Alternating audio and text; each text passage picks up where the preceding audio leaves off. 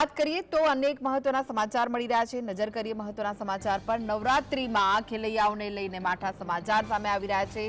નવરાત્રીમાં વરસાદ ભંગ પાડી શકે છે। વરસાદ ખેલૈયાઓના રંગમાં ભંગ પાડી શકે છે।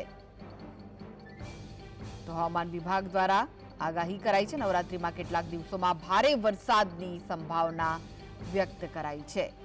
નવરાત્રીના પર્વમાં પવનની તીવ્રતા પણ વધુ રહેશે। આ વખતે નવરાત્રીમાં પણ વરસાદ વરસી શકે છે।